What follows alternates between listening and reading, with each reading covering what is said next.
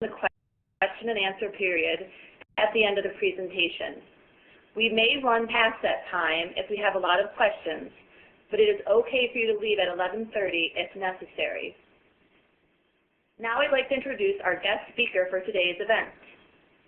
Dr. Joan Mangan is an assistant professor with the Department of Pulmonary, Allergy, and Critical Care Medicine at the University of Alabama at Birmingham.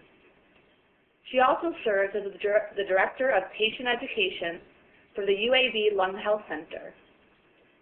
Joan earned a Bachelor's of Science in Medical Technology and a Master's in Teaching and Biological Sciences from Florida Atlantic University, and her doctorate in Health Education and Health Promotion from the Ryle School of Public Health at the University of Alabama at Birmingham. Dr. Mangan's research has focused on enhancing patient adherence to treatment regimens, program evaluation, and cultural competency. She has developed and implemented training programs for TV program staff and healthcare providers, both domestically and internationally. I'll now turn it over to Dr. Mangan. Thank you very much, Christina. Well, hello, everybody. I'd like to start by thanking the team here at the Southeastern TV Center and thanking everyone for joining us today. To give you a little bit of an overview of this webinar, I'm going to talk a little bit about immigration and our foreign-born population here in the United States, discuss acculturation and how this impacts patient-provider interactions. I'll describe the 7 sections that make up each of the country-specific guides for those who might not be familiar with the guide, present some suggestions regarding how to incorporate this information into clinical encounters with your foreign-born clients, and then talk a little bit about assimilating information across the different sections of the guide. And finally, we'll kind of wrap it up with addressing some of the limitations of the guide. Christina, who is moderating this webinar, has been a collaborating partner in this project from the very, very start. And at the end, she will provide some information regarding how to access the guides, which guides are completed at this time, and which ones will be forthcoming. And at that point, we'll open up for questions. So let me just hit enter here. Let's start by talking a little bit about immigration and the foreign-born population residing in the U.S. Immigration has played an important role in American history, and the U.S. continues to have one of the most open immigration policies in the world. The Center for Immigration Statistics in Washington compiles reports each year utilizing data from the U.S. Census Bureau, the Center for Homeland Security, and various other agencies. And in a report that they published in August 2007, the center estimated that approximately 1.6 million legal and illegal immigrants settle in our country each year. This includes the lawful permanent residents, legal non-immigrants or persons on student or work visas, people who enter under refugee or asylee status, and those that enter the country illegally. Approximately 350,000 immigrants also leave the United States each year, so this migration results in a net immigration of approximately 1.25 million people each year. If the current levels of migration continue, the nation's population will increase from approximately 301 million people today to 468 million people by 2060. Immigrants and their descendants will account for 105 million, or 63% of this increase. At this time, the resident foreign-born population in the U.S. is comprised of nearly 40 million individuals. This is almost 3 times the number of immigrants who came to the U.S. at the height of the last wave of immigration in 1910. And to help put this population change into perspective, in 1970, immigrants accounted for 1 in 21 U.S. residents. In 1980, it was 1 in 16. In 1990, it was 1 in 13. And currently, the estimates indicate that immigrants account for 1 in 8 people that reside in the U.S. According to the annual Social and Economic Supplement published by the U.S. Census Bureau, the majority of the immigrants settled in the western portion of the United States, followed by the South, the Northeast, and the Midwest. And as you can see on this graph, in 2003, almost 40% of the nation's foreign-born population was concentrated in the western states. These tables show the 10 states with the highest number of foreign-born and the 10 states that have experienced the greatest percent change in the foreign-born population between 2000 and 2006. On the table to the left, the asterisks denote those states that have been called by some the traditional gateway states for all immigrants. This is California, New York, New Jersey, Texas, Florida, and Illinois. Immigrants would often enter and settle in these states. However, the amnesty and legalization processes that took place between 1987 and 1992, along with the economic growth across the U.S., has led foreign-born persons to disperse and settle in a number of the other states. Between 2000 and 2006, the change in the foreign-born population in Delaware, South Carolina, Georgia, Tennessee, Alabama, Arkansas, North Carolina, and Indiana has far outpaced the national average change, which is 20.7%. You can see on the table on the right, in the span of 7 years, Delaware's immigrant population has increased by 53%, South Carolina's by almost 52%, and so forth. And it's really worth noting when you look at that table that half of these states are in the southeastern portion of the United States.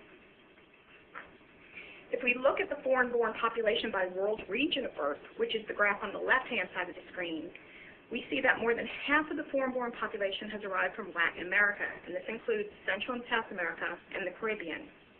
27% of immigrants are from Asia, 15% are from Europe, 3% are from Africa, and 3% are from other regions of the world. The graph on the right presents data collected by the CDC regarding the region of birth for foreign-born persons reported to have active TB disease. You can see that while persons from Latin America comprise 52% of the foreign-born population, they account for 44% of the TB cases reported amongst the foreign-born. Likewise, persons from Asia make up 27% of the U.S.'s foreign-born population, and persons from the Western Pacific, Southeast Asia comprise 40% of the foreign-born TB cases. This slide is probably familiar to many of you because it presents the overall distribution of countries of birth of foreign-born persons reported with TB in 2006. The top 7 countries are listed individually. Immigrants from these 7 countries account for 62% of the total foreign-born persons reported with TB. People from more than 135 other countries each accounted for 2% or less of the total cases, but combined accounted for 38% of foreign-born persons reported with TB. The list of the top 7 countries has remained relatively constant since 1986, but it is worth noting that in 2006, Guatemala replaced South Korea on this list. So overall in 2006, foreign-born persons accounted for 57% of all TB cases reported in the United States. The length of time foreign-born persons resided in the U.S. Prior to their being diagnosed with TB is shown on this graph. In 2006, overall, 21% of the people have been in the United States for less than 1 year. 23% have been residing in the U.S. between 1 and 4 years, and 56% for at least 5 years. So data for the top 6 countries of birth is also provided, and you can see as you look across the graph that there are some fluctuations. So as that previous slide really demonstrated, a significant number of foreign-born persons are diagnosed with TB very shortly after coming into direct, continuous contact with the culture that is very different from their own. As a result, it is important for healthcare providers to keep in mind foreign-born clients will likely conduct themselves according to social norms of their birth country, and these clients will process what they are being asked to do by you in the context of their own culture. Consequently, as many of you are aware, these clients may require a bit more guidance or assistance navigating the U.S. medical system and their interactions with healthcare providers. How much assistance a person needs and the manner by which they process the information in the context of their own culture will depend, to a degree, on their level of acculturation. So at this point, I'm going to ask everybody that is in the audience a question, and I'm going to just pull it up here in a minute. And I want to know, based on your opinion, is it easier for today's immigrants to maintain their cultural identity compared to people who immigrated to the United States 20 to 50 years ago? You can just point and click to demonstrate your opinion. And I'll just give everybody a minute to do that.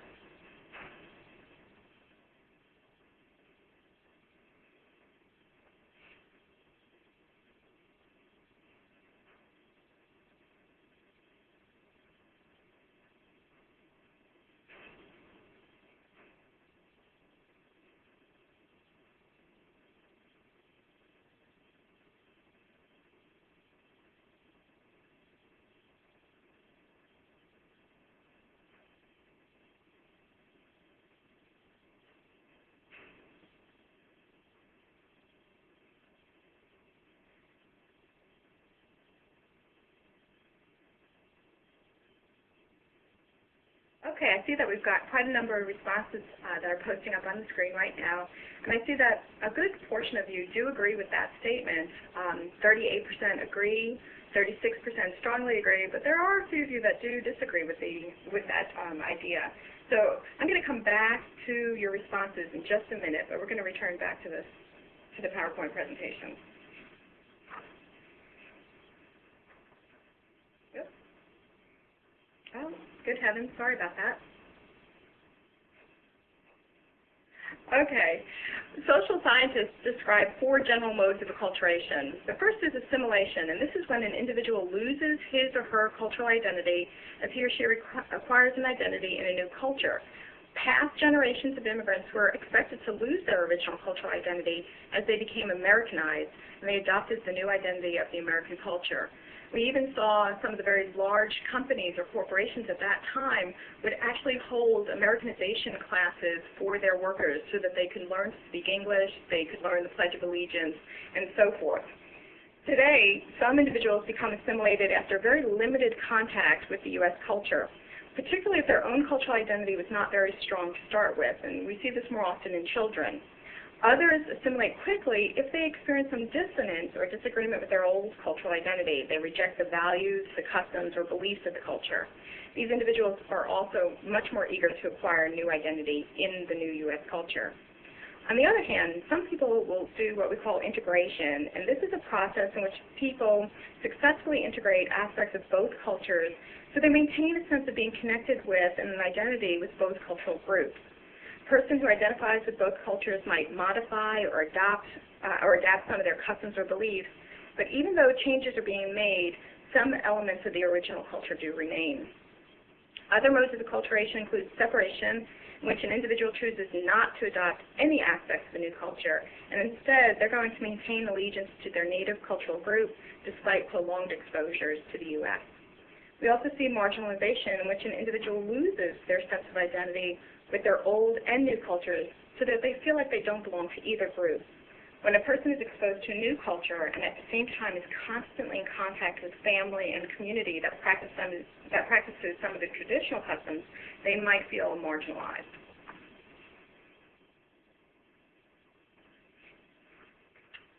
So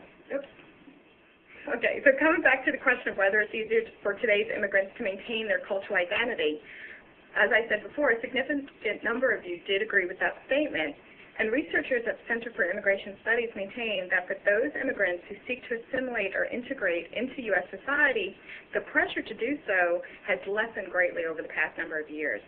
Today, we have language services that are widely available. You can make a phone call, and customer service will come on the line and ask, would you like the information in English? Press 1. In Spanish, press 2.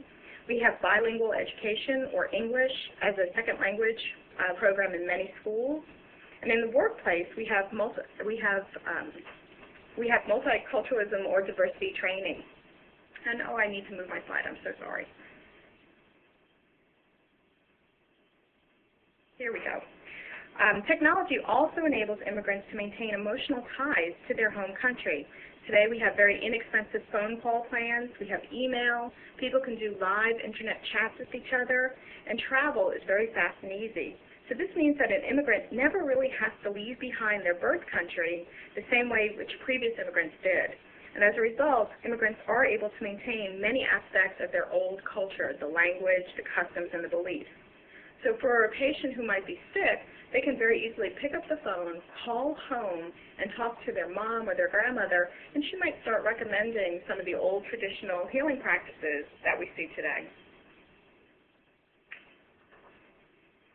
Some groups are even less likely to assimilate, particularly those we would categorize as involuntary migrants. These individuals can include migrant workers who are seeking economic opportunities in the U.S., leaving behind countries that are still recovering from civil war or natural disasters, and 2 examples that come to mind immediately would be those from Nicaragua and from Guatemala. Refugees who face persecution in their birth country due to their ethnic identity use migration as a problem-solving strategy. And examples of these groups would include the Hmong from Laos and some refugees from Somalia. These data back up what many of you already know. Providing patient-centered care for foreign-born clients is very challenging. And my hope is that some of the data that I presented you can use for programming, for planning your program needs, and it also can be used to support the requests that you submit for some of the resources that you might need for TB control.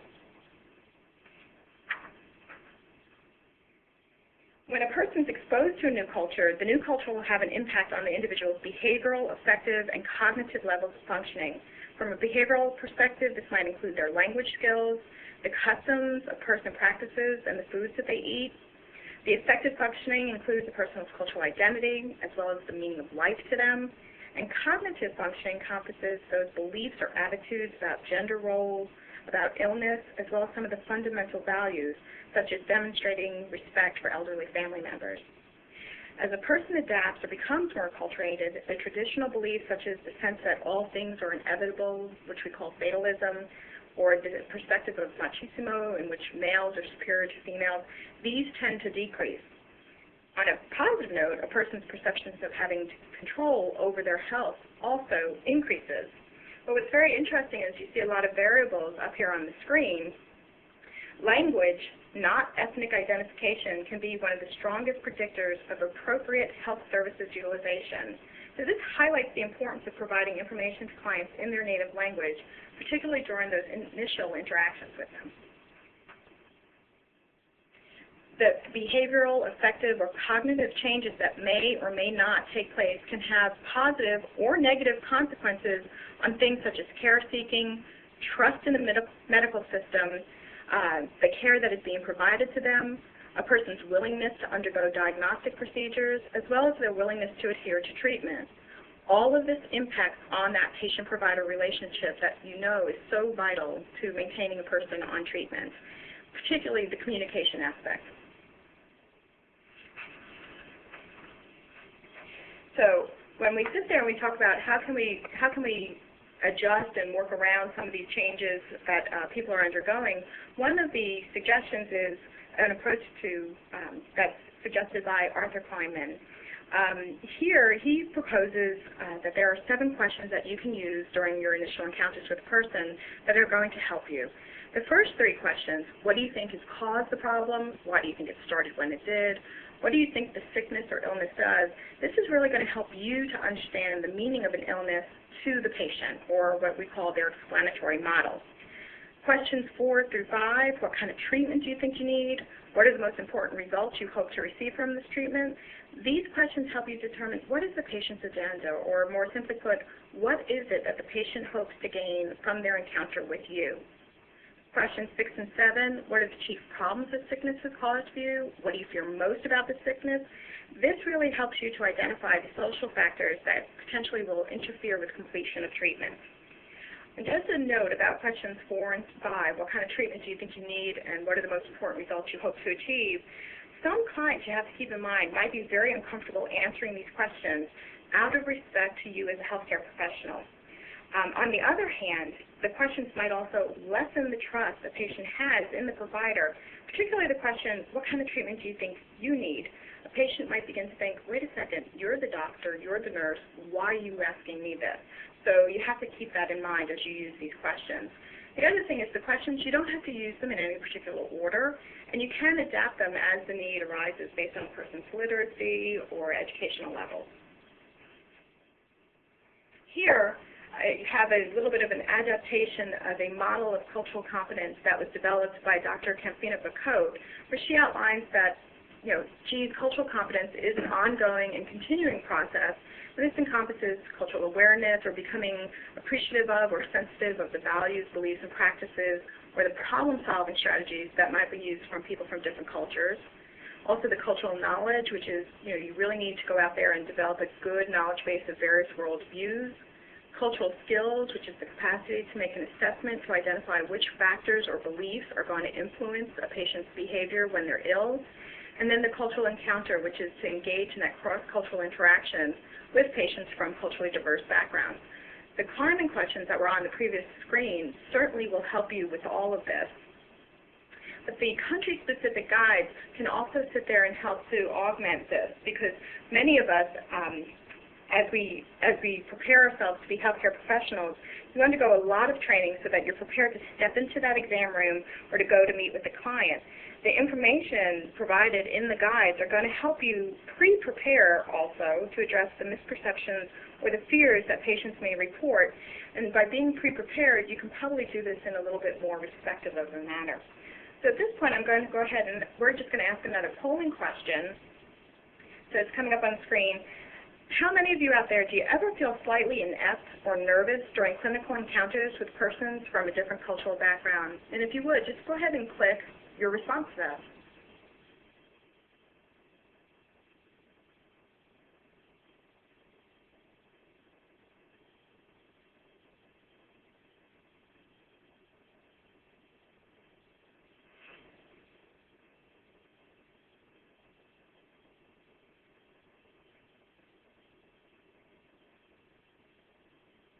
Okay, so I see the responses coming up on the screen, and the majority of you are saying, yes, sometimes this does happen, and I think it happens to all of us. And this is why if you use the climbing questions in combination with the country-specific guides, hopefully this is going to help decrease the number of times that you feel nervous to sit there and answer some of the things that patients might tell you. Okay, I'm going to try and revert back to the PowerPoint presentation without messing up like I did the last time. So here we go.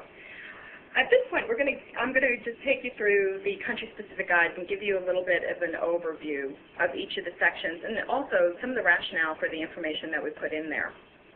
The first section is pretty large. We call it the country background, and we give information about the geographic location of the countries, and this is to help orient you to the region and the bordering countries. Particularly because if you have a client that's coming from one of the borders of a country, you might see some overlap in some of the misperceptions regarding TB or HIV, or even some of the cultural courtesies between the one country that they're residing in and the country that's just over the border. We provide information about the official languages, and this is to help you inquire about the language a client speaks, and also to obtain the appropriate interpreter or appropriately translated educational materials. We provide a little bit of information about major and minor ethnic groups, and this is to call attention to the language differences that do exist among some of the ethnic groups. It also calls attention to some of the disparities in the incidence, prevalence of disease amongst the different ethnic groups. And it also, in some instances, for some of the countries, it'll help you to identify which groups have a history of discrimination in their birth country, which ones have experienced more stigma, so this can possibly help you develop a better rapport with these individuals. This section also provides some information about the dominant religions in a particular country, and we hope that this will help you to maybe schedule the DOT or clinic visits around religious holidays, and also if you're going to have to hospitalize a patient, to respect maybe what are some of the religious-based dietary restrictions, if you're providing food to the patient while they're in the hospital, or if you're providing food during a DOT visit. We provide for some of the countries, not all of the countries, what we call relevant history, and this is to draw attention to some of the political, economic, and social issues that might have forced the group into migration to begin with. It also tells you which ethnic minorities might have been affected. And two, it's also going to give you some sense of when TB treatment, if a person reported that they were on TB treatment, they might have had interruptions in their treatment. We give you a little bit of information about the medical system in a client's birth country, and this is to illustrate the differences that exist, because you might need to orient a foreign-born client to the local medical system. Also, in telling you about the medical system in their home country, it might also explain reasons that a person has for being distrustful of the public health system or having some suspiciousness to the healthcare providers themselves. We see in some countries individuals, medical doctors, nurses, work in the public sector during the day, but then have a private practice in the evenings. So sometimes if a doctor recommends to the person that they need to have a referral and they need to see a specialist, the patient might start questioning why the referral is necessary, because they might think this is just one way for a person to make extra money on their private practice side, even though they should be doing this work on the public practice side. Also, by telling you a little bit about the medical system, we're going to tell you some of the reasons for lack of follow-up with referrals and some of the issues patients might have with diagnostic testing. This section also gives you a little bit of information about vector, food, or waterborne diseases, and this is hopefully to give you some insight to symptoms of diseases that are encountered less frequently in the United States. And we hope that this might help to expand the differential diagnosis, or might also influence how you're going to monitor the patient. We give you the literacy rate of the average citizen to call attention to what might be the appropriate types of educational materials to be used, what types of cues for treatment adherence, if you're going to use medication calendars, what kind of reminders you might use for appointments. It might not be in your best interest to use something written, but to use a phone system. It also might influence how you obtain informed consent. We provide the fertility rate of women within the birth country just to give an insight to maybe the average family size to help you during the contact investigation. And we also provide immigration to the top 10 states reported as the intended state of residence in the U.S. States with large numbers of a particular group may be able to provide professional insights for working with the group or some of the translated materials that exist. In Section 2, we focus on tuberculosis epidemiology. We tell you where the country ranks relative to 212 other countries in the United States with the incidence and prevalence of tuberculosis. What is the estimated incidence and prevalence of both TB and HIV in a birth country? What is the incidence of TB, HIV, co-infection? And what are the rates of drug-resistant TB in a person's birth country?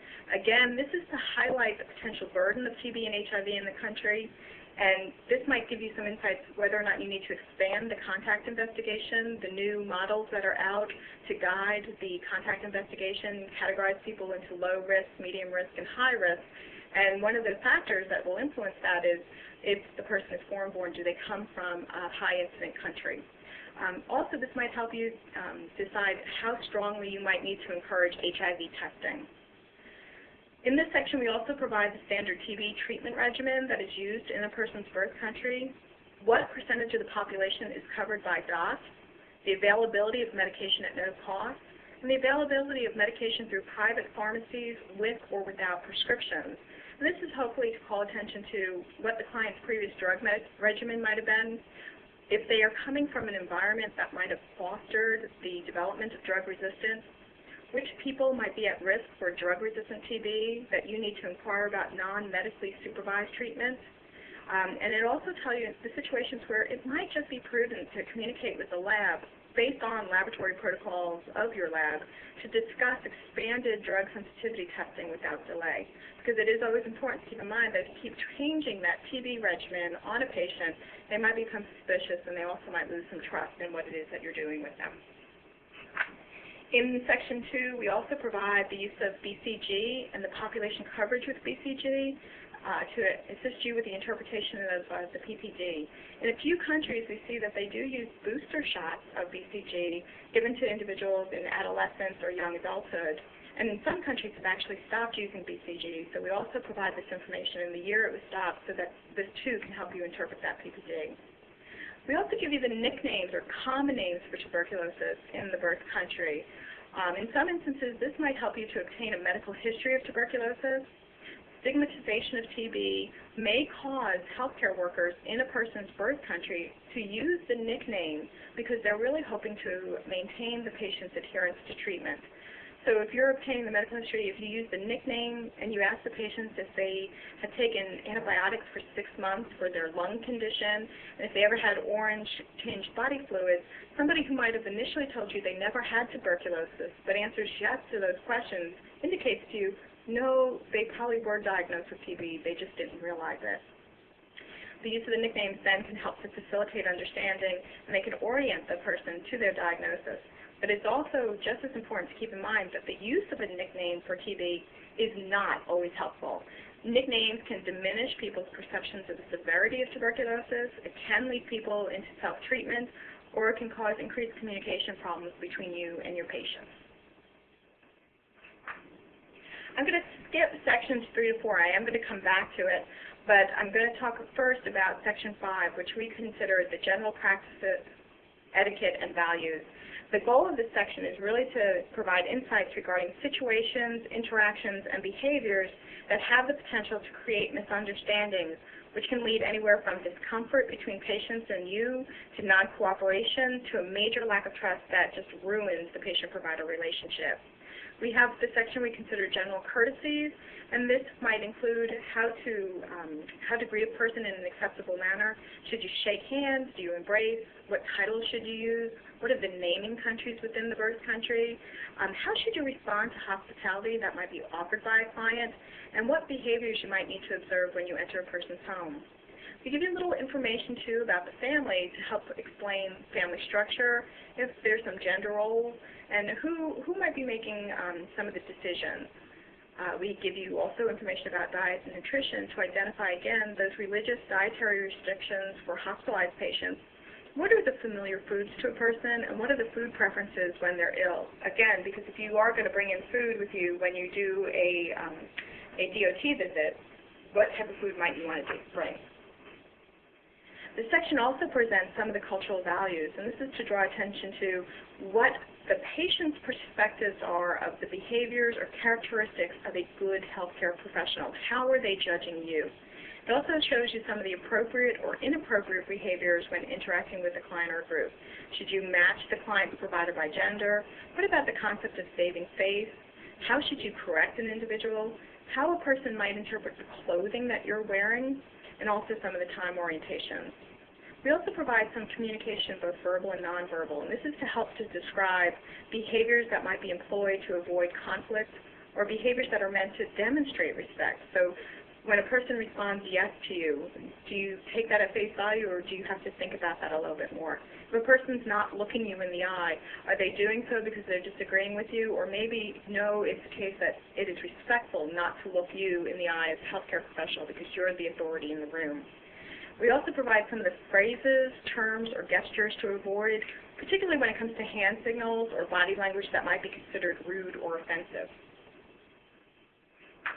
Section 6, we provide web addresses for translated educational materials, and Section 7, we provide references for all the information that is presented in the guide. But I'm going to come back to Sections 3 and 4, which I think for most of you who are on the webinar are going to find probably the most helpful. In Sections 3 and 4, we provide common misperceptions, beliefs, attitudes, and stigmatizing practices related to both TB and HIV.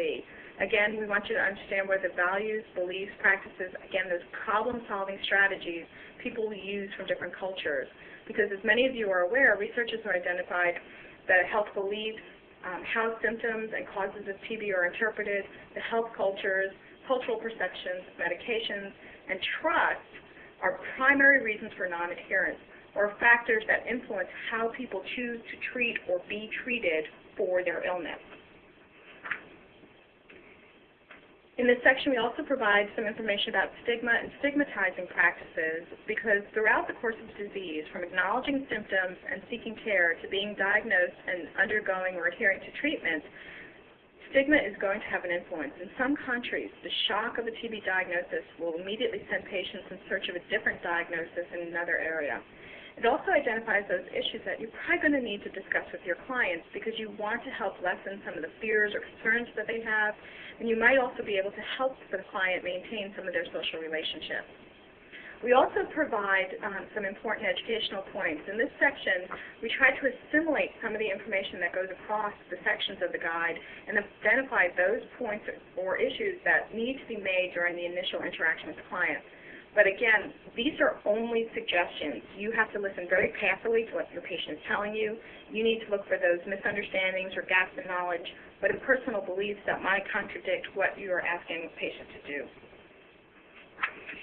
Here, on the next few slides, I'm going to show you, I've pulled some of the information going across the country guides for Mexico, India, Vietnam, and the Philippines. And these are the misperceptions related to etiology of tuberculosis. You can see on the upper left-hand side of the screen that there's a lot of common misperceptions out there across all 4 countries. TB, the cause of TB is smoking, drinking alcohol, not eating nutritious foods or malnutrition, physical exertion, hard work, or disruptions in the body's hot and cold balance. And while we all recognize that TB is associated with malnutrition, poverty, crowded living conditions, often the clients will view this as the direct cause or the etiological agent of TB disease. On the upper right-hand side of the slide, I show you In India, Vietnam, and the Philippines, again, we see some commonalities across the countries. TB is caused by excessive stress, worry, and anxiety. There's a genetic inheritance, and that poor sanitation or hygiene is the reason for the disease. Mexico and Philippines also share some common beliefs that a cough due to cold or bronchitis that was not treated and developed into serious disease is the reason that a person has TB. On the lower portion of the slide, we show you some of the very unique beliefs that exist in each of the countries. In Mexico, inhaling ashes, dust, or smoke, or bewitchment will cause TB. In India, the idea that sexual promiscuity, fate or karma, God's curse, an evil soul, or an evil spirit is the reason for the disease. Vietnam, supernatural causes, contaminated water, a lack of sleep, God's decision will cause the disease, while in the Philippines, some people might actually believe that frequent pregnancies are the reason for tuberculosis. On this slide, I show you some of the misperceptions about transmission of TB. Mexico, India, Vietnam, and the Philippines all believe that if you share items with the TB patient, whether it is eating utensils, blankets, bed sheets, towels, or drinking from the same bottle or glass, this is going to lead to the disease. And it's very understandable because when it comes to infectious disease, sharing items, yes, this is how most infectious diseases do pass. On the bottom of the screen, we see Mexico, people believe that shaking hands with the patient, sexual relations with an infected person will lead to disease. India, it's the social contact or heredity. Vietnam, spitting. The Philippines, touching a person with TB. These are all some of the transmission issues that you need to address. We also provide some information about misperceptions regarding diagnostic testing. In Mexico, routine blood draws can drain a person of energy. In India, we didn't find any information about misperceptions in the literature, but that doesn't necessarily mean they don't exist. Vietnam, people think that X-rays can kill blood cells and cause the patient to become tired or turn the skin yellow, that the body has a finite amount of blood and the withdrawal of blood causes an irreversible decrease in the body's supply of blood. So if you're going to subject somebody to an X-ray or ask them to have their blood drawn for the new blood diagnostic test, you're going to really have to reassure that person that what you're asking them to do is not going to be harmful to them. In the Philippines, we see even more misperceptions. It's very interesting that some people in the Philippines believe that the results of an X-ray can be affected by a person's diet. That if you drink a cup of milk, you will get a negative chest X-ray. But if you drink vinegar, you will get the X-rays to be blurry, and the doctors won't be able to interpret their results. Here we also show you some of the common misperceptions and etiology of HIV. In Mexico, people believe that leading a censorable life or drinking excessively, homosexuality, commercial sex work will lead to HIV. Supernatural forces or witchcraft can also lead to it.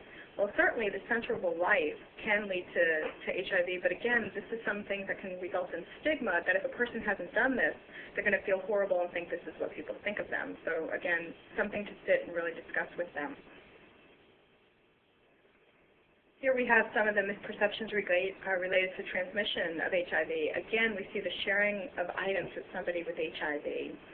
We see some of the old beliefs that used to exist here in the United States back in the 1980s, that mosquito bites or insect bites, sharing public restrooms can relate to the disease. So we know that what we did here in the U.S., huge educational campaigns are needed in each of these countries, but now you have the patient sitting in front of you, and you're going to have to spend a lot of time educating them from that point on. Just a few comments about these sections. Often as healthcare professionals, we provide patients and their families the very scientific explanation for the biological cause of TB. And we don't always discuss patients' thoughts or beliefs as to why they've been afflicted with the disease, nor do we address some of the misperceptions that I just showed you on the slides previously. The conventional wisdom for a long time in healthcare has been, provide the correct information, reject or deny the incorrect beliefs. But studies have shown that rejection of long-held beliefs and presentation of the facts can actually reinforce factually incorrect information. When you inform a client that they have active disease or latent infection, people will often feel very overwhelmed, they will feel shame, they become fearful, they worry they're going to die. So you have to keep in mind, you will immediately be competing with a running dialogue that's going to go on in that patient's head. And you need to include the incorrect information. to compete with this dialogue that's in their head, you need to answer the questions, quell those fears, diminish the shame. So how do you do this? The climate questions that we showed you at the very beginning can help you, but you can introduce the misperceptions that we provided in the country guide. So you might begin by stating with somebody from Guatemala, you know, I've been reading about Guatemala, and one of the things I read is that some people say TB is caused by whichever, or TB is caused because people get TB because of, and choose one of the beliefs. To treat a TB cough, people should use tea. So you can ask the person, is this something that you heard people say when you were growing up, or have you ever been told this? You might also ask them, what else have you heard people say about tuberculosis? Because if your client answers yes, you do need to rectify the misperception with sensitivity. And the reasons I say this is because often a person's source of the incorrect information or the misperception is a very well-respected individual. It might have been a healthcare professional in their birth country. It might have been their grandmother, their mother, or father. So before you introduce that factual information, you need to acknowledge that people have had many misperceptions or attitudes about TB for many years. And you can also tell them that doctors and scientists have studied the problem of TB and have learned many things about the disease. So you can say, you know, today we know this. Also, when you're addressing the misperceptions or potentially harmful belief or practice, you need to be mindful that once an idea or concept is fixed in a person's mind, it's very hard to displace it. So the information that is repeated often becomes easily recalled. Research indicates that what is easily recalled information often is considered then the truth. So here's the reason why you can't give people information all at once and one time. You're going to have to reintroduce some of the information about the disease repeatedly. You also need to be aware that you can't oversimplify the explanations that cause further misperceptions. And this takes me back to some work we did in Kazakhstan where they have a huge problem with drug resistance. And the doctors and nurses would tell the patients, don't come off treatment. You have to stay on the treatment the whole time. If you come off the treatment, we're going to have to use the stronger medications. To the doctors and nurses, they were warning the people, if we have to go to second and third line drugs, they can be more toxic, the side effects get nastier. But to the patients they heard, they're going to use the stronger medications. Oh my gosh, those must be the good medications. So the word was out, go ahead and default, stop taking the treatment because then they're going to break out the good stuff for us. So again, oversimplified explanation has caused the sanatorium in Kazakhstan some big problems. When we developed these guides, we tried to develop them so that if you as a healthcare professional are going to step into an exam room or step into the home of a person from a country you are not acquainted with, you can sit there and you can look at some bulleted points across. And it would just be very easy then to just read a few bullets, walk in, and start the conversation with the patient. But one of the things that I would caution you about is that you really do need to critically examine some of the information across the different sections. And I'm going to give you a couple of examples of this because we kind of see these in themes. Here's an example from the Philippines country guide, and this is where we see combinations of the nickname that's used and the availability of TB medication. In the Philippines, the term weak lungs covers a range of respiratory problems and is used by both the general public and doctors to avoid the stigma associated with TB. Some members of the general public viewed weak lungs as less serious than TB or as a non-contagious problem. However, the term weak lungs also led to self-treatment with INH and rifampin, which was available at that time through pharmacies and marketed as a type of vitamin for the lungs, and it's thought to strengthen the lungs if used for a short period of time. As a result, in the Philippines, they saw delays in seeking care, diagnosis delays, and the development of drug resistance. So to sit there and kind of critically assimilate this information across the sections, that information is going to enable you to recognize risk factors for TB. When you're taking the medical history of the patient, you can obtain some information about what prior therapy they might have been on. And it's also going to heighten your awareness in monitoring for treatment failure with a person from this country. As an example from Somalia, we see religion having an impact on misperceptions regarding TB, and religion having an impact on the cultural courtesies that you need to observe when you're interacting with a person. Religious tenets stipulate behavior is the basis for becoming ill, how to avoid illness, or how to regain health. How do you interact between adult men and women? This is prohibited. So again, the religion is going to impact everything that's being done. And I'm looking down and I see I only have 5 minutes, so I'm going to go a little bit more quickly through this. The information illustrates the importance of observing actions outlined in the general practices. The right hand is considered the clean and polite hand to use when you're passing the medications, when you're writing something for the patient, or when you shake hands with the patient. Scheduling DOT, you're going to have to accommodate month-long religious holidays of Ramadan, or you might request a kosher diet to meet the dietary requirements when you hospitalize the patient. Okay, I have another example from Ecuador, but because of time, I'm going to go ahead and I'm going to move past this. And I'd like to point out some of the limitations of the guides. The country guides are intended to be a starting point only. They're going to help you gain some insights to your client's behaviors and beliefs, help you to establish and maintain that rapport with your clients, and help you to pre-prepare to answer clients' questions and address those misperceptions that they have. Some other limitations are a client's knowledge, belief, and practices can vary depending on their age, their sex, their education, their social class, or as I discussed at the very beginning, their degree of acculturation. The guides generally do not stratify information based on demographic differences of people within a country. Misperceptions, beliefs, and practices listed in the country guide might be restricted to a particular region or amongst special populations. So many studies, it's important to note that many studies that we drew from in the literature were conducted and reported from disadvantaged communication. So again, the information that's presented might not reflect what the person sitting in front of you believes.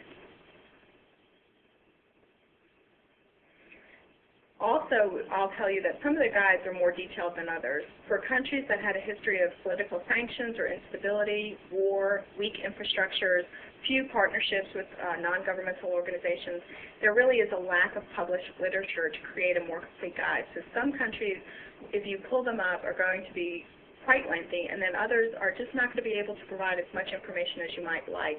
And just recognize that this is just a limitation of collating information from existing data. Also, based on your experience working with the group or your day-to-day responsibilities, you might look at some of the guides and think, this really isn't helping me a lot, because you're already aware. You already have the cultural competency working with that particular group. But a guide for a country with people that you are not familiar with might be more helpful to you. So in conclusion, cultural competency is not going to be a cure-all. Research has repeatedly demonstrated that to have that trusting, respectful relationship with the patient is going to be associated with treatment success. Patients respond positively to the attention and encouragement that you give them, and the success of a TB program can most often be attributed to good patient relationships and competency of the staff. If a TB program is weak, if the infrastructure is not good, no matter how culturally competent staff are, it's not going to compensate when referrals get lost or people meet individuals that they don't care for in other areas of a clinic or health department. And just as some final parting words, the value to gaining an understanding of the cultural background of those that are served, while also appreciating each client as an individual, cannot be overstated. There's also value to reflecting upon your own beliefs and values. What are the conscious or unconscious attitudes or biases that you might have? What is your communication style, both verbal and nonverbal? Because your biases, what could be interpreted as a negative communication style, all is passed to the families, either directly or inadvertently. And this can create an unfriendly environment, lower patients' expectations of the care and treatment that is available. They might also cause people to hesitate to remain in care and adhere to the treatment that you are recommending to them. So at this point, I'm going to turn the mic on over to Christina, and I'll let her take you through the information on how to access this information, these guides. Thank you, Joan. So we're very pleased to report that we currently have country guides available for the following 9 countries: Mexico, the Philippines, Vietnam, India, Cambodia, Dominican Republic, Ecuador, Honduras, and Somalia. At this time, country guides for Guatemala, El Salvador, Nicaragua, Brazil, Peru, Indonesia, Colombia, Cuba, China, Burma, Haiti, South Korea, and Russia are being drafted or undergoing external review, and these should be available within the near future. So here we have the actual images of the country guides that are currently available. In the upper left-hand corner of the slide that you see, we also have pictured here the 5-page introduction to the country guides that's available on our website as well.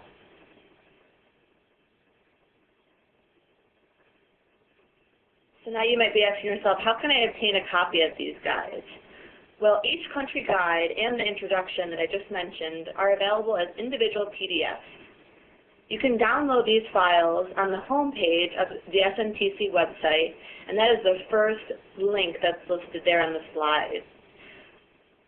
You would just need to click on the Products and Resources box on the left side of the page to access the guides. A second option is that you could log directly onto the product page, and that is the second link that's listed on the slide. You would just then need to, again, scroll down to the country guide of your choice and click on the name of the product or the guide that you'd like to download. You will be prompted by a pop-up box that will ask you to enter your email address, your name, your home state, profession, and your work setting prior to accessing the PDF file. And we just want to make sure everyone understands that there is no cost for the PDF files. They are free of charge. Here's an actual screenshot of the SNTC product page. You can see that on the column on the left lists all the products. Then the column in the middle, we have a description for each product that's available. And then on the right-hand column is an image of each product that's available. At the top there, you can see that there's a search function. So you may also search for the product of your choice by typing in the name of the product and selecting Go. Okay, we are about to move on to our question and answer session. But before we do that, Joan, do you have anything else that you'd like to add? Well, the only thing really is on this last slide, and that is special thanks. This whole project with the country guide has been a huge undertaking, and I do have some of the individuals that I do need to thank on this slide, but this is just only a fraction probably of the people that we can thank. We don't have listed the people who have provided feedback to make sure that all the information in the guides is accurate, but just thank you to everybody. So I guess at this point we are ready to take questions. Great. We will now open the floor for questions. Questions will be taken on a first-come basis and will be answered given the time allotted.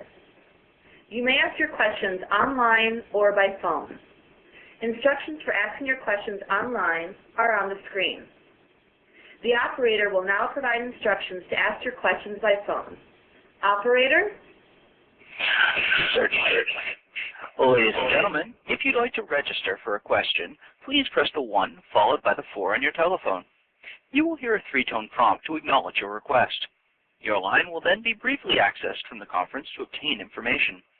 If your question has already been answered and you'd like to withdraw your registration, please press the 1 followed by the 3. If you're using a speakerphone, please lift your handset before entering your request. One moment, please, for our first question.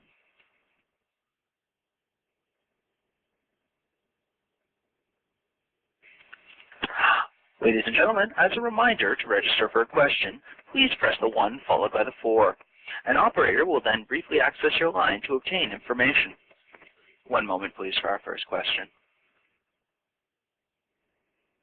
We're going to go ahead and take a question that's been asked online. One participant is asking, how did you go about compiling these guides, and where did the information come from? All right, the information comes from a wide range of sources. Some of the information that shows up in Section 1 or the background comes from the WHO databases, the Pan American Health Organization's databases, the Central Intelligence Agency, the U.S. Homeland Department of Security, and the Immigration Naturalization Services, as well as some of the U.S. Census. When we come into the TB epidemiology and HIV epidemiology, this came from WHO reports where they're collecting data from each of the countries.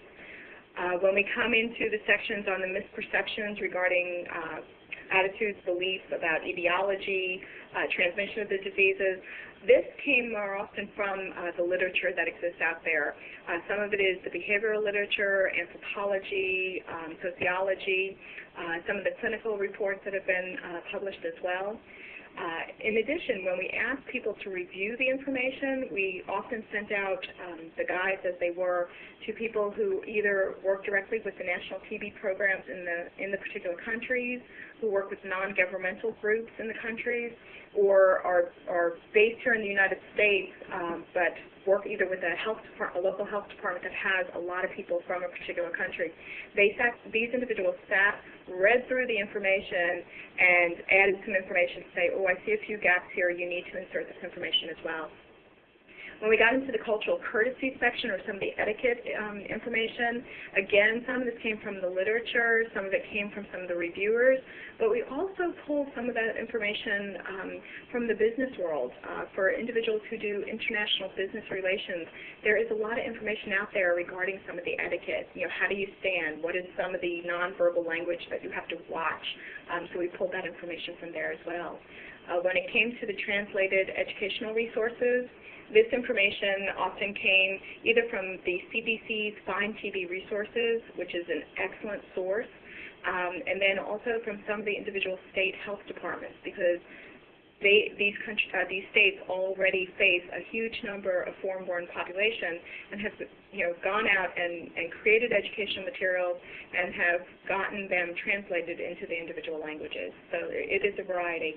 We've actually also had some of the countries, the national TB programs in the particular countries, forward web links for brochures that are available to TB workers in their own country. Great, thank you, Joan. The next question we have is regarding African countries. One of our participants has pointed out that it doesn't seem like they are covered at this time, and they're asking the question if we have plans to cover more African countries. We do. Actually, by the time this project has been going for almost 2 years now, and we're going into our third year. It does take a lot of time to sit there and collate all this information. We read lots and lots of journal articles and reports.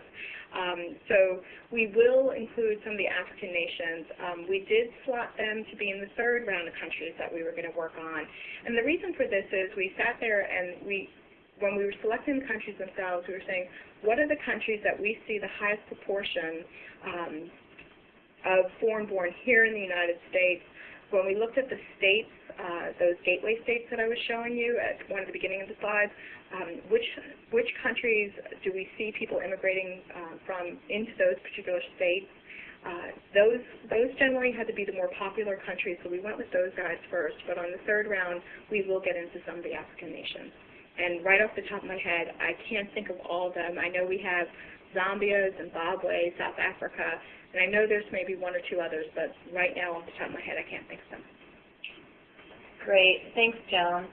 And then I think you covered this when you were answering one of the earlier questions, but one of our participants is asking if we have information for patients printed in their languages, information on things such as LTBI, THT, medication, things like this. We do. If you go into the sixth section, which is the translated educational material, we do break it down where we say, here's a brochure that's going to give you basic information about active TB disease. Here's a link to brochures that will give you information about latent disease. Here's a brochure for medications and so forth. So we did pick a couple of themes that would be probably most useful to you, and we tried to find the educational materials for those that match those themes. So again, the websites are right there. More often than not, you can just go ahead and download that information as you need it. Great. At this time, are there any questions on our phone line? There are no questions on the line at this time. Okay, we have another question from someone who's participating online, and this participant's question is regarding they're saying that clients from Micronesia are reluctant to share medical history and appear to be poor historians. Follow-up in small locations is feared by clients. How do you address this fear to obtain facts at the start of an investigation? I guess my first response to that would be try using some of those questions that Kleiman has provided to us. Often people are going to have to become trustful of you before they're ever going to start providing any types of information to you. And you might just have to have a little patience to start building on that trust.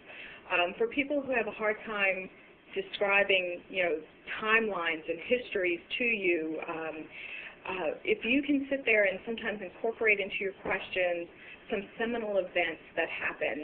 I'm going to use a very ethnocentric American example, but like Christmas. Everybody knows when Christmas is, and if you can find whether it's some of the national holidays in a particular person's country, you can say, well, were you starting to have symptoms before Christmas or after Christmas, to sit there and start getting a timeline that, okay, you've been symptomatic probably for 6, 7, 8 months now. So if somebody reports to you that they were recently married, you can ask them when their wedding date was. They're going to remember that.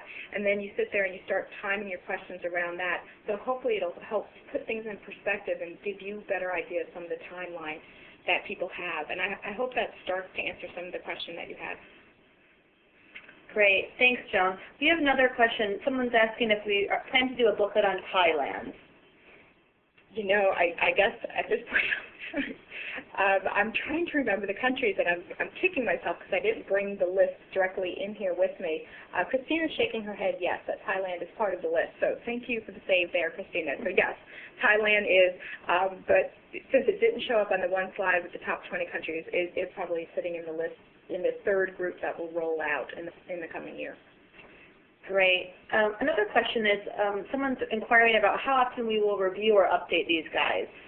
The guide, that is an excellent question, and I probably should have commented on that earlier.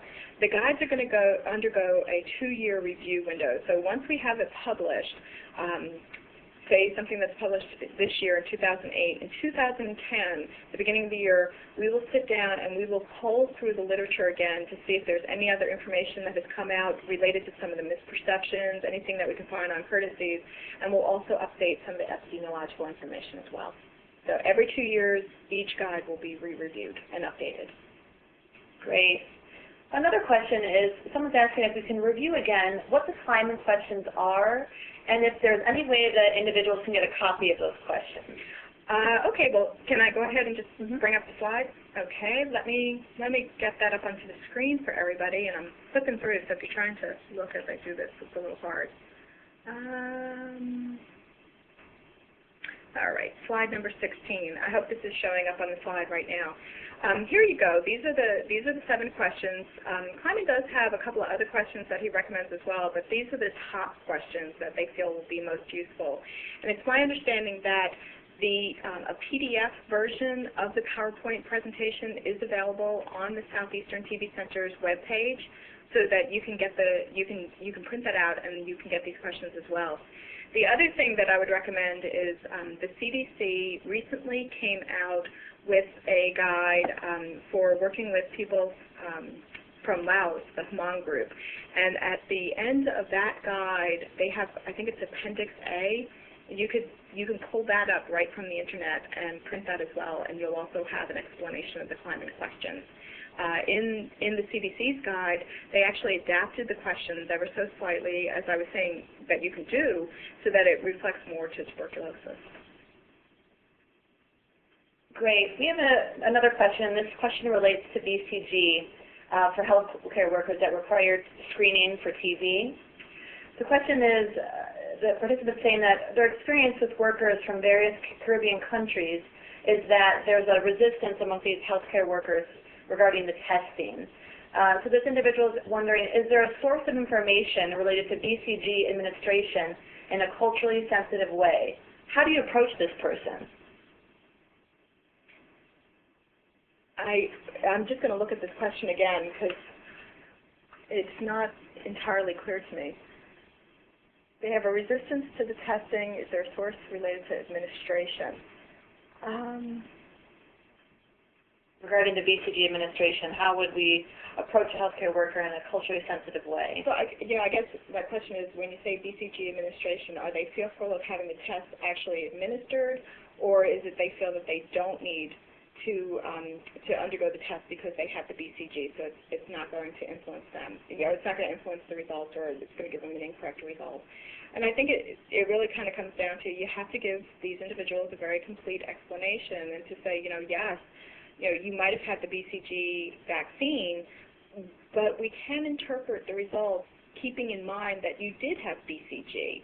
So we can still administer this test, and we can still interpret the test, keeping in mind that this vaccination has been given to you. We also hear very often that patients say that they can't possibly have tuberculosis because they had BCGs, that they don't need to be tested because there's just no way that they're going to be sick with this disease. And my response to an issue like that would be, if a patient does tell you something like that, you want to explain to them that there are differences in vaccinations. Most vaccinations do protect us from ever becoming sick with a particular disease, but BCG is a different type of vaccine. BCG is designed to protect children from developing the meningitis, the TB meningitis. So it is a little bit different, but it's not going to stop them from ever becoming infected. And I think, again, a very clear explanation and a fuller explanation than usual is what would be needed in that case. Are there any others? It doesn't look like we have any more questions at this time. We'd just like to say thank you to everyone for joining us today. As it has been indicated in the slides, you will receive an email with an online survey, and we just ask you to complete that. And thank you again for joining us. Yes, I'll second that. Thank you again for joining us. I know everybody's very busy and you have to take time out of your day to sit and watch us, and I hope the information we provided was helpful, and I certainly encourage you to go ahead and go to the Southeastern TB Center's website and download this information, because for the TB staff that have actually seen this information so far, it has gotten very positive results and very positive feedback, and I hope it will help you as well. Ladies and gentlemen, that does conclude our conference call for today. We thank you for your participation and ask that you now please disconnect your lines.